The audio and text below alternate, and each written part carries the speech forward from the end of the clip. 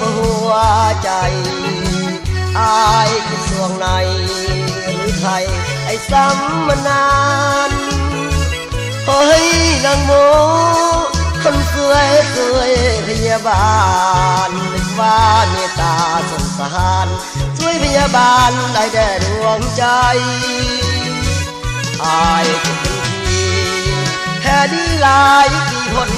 ผ่านแสนทรมานอาการเจ็บปวดบ่หายไอ้จึงห้องหานางหมอช่วยผัวแพ้ให้ถ้าแพ้หัวใจนี้หายจะมีสิ่งใดมาให้นางหมอนางหมอคนดีจงช่วยปานีอายแด่นางหมอบ่มีไผแล้วที่อายก็คิดตั้งต่อนอกจากผู้ที่เป็นหมอบ่ช่วยละก็มนมองช่วยเถิดนางหมอไอ้ขอห้องคำสุดท้ายบ่ช่วยคงตาย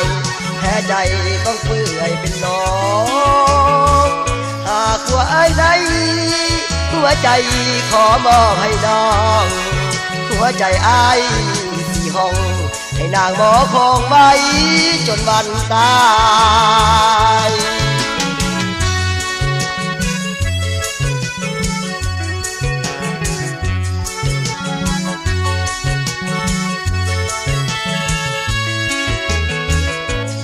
อนุรักษ์และเผยแพร่โดยพยา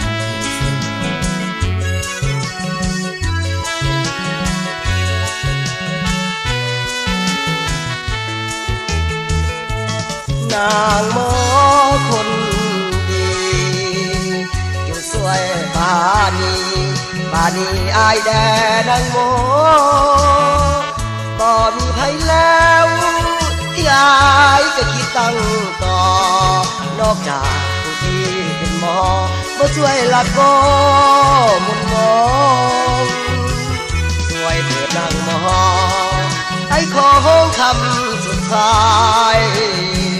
บ่ช่วยคงตายแค่ใจต้องเปื่อยเป็นน้องหากว่าไอ้ใดหัวใจขอมอบให้น้องหัวใจอ้ายสี่ห้องให้นางหมอคงไว้จนวันตาย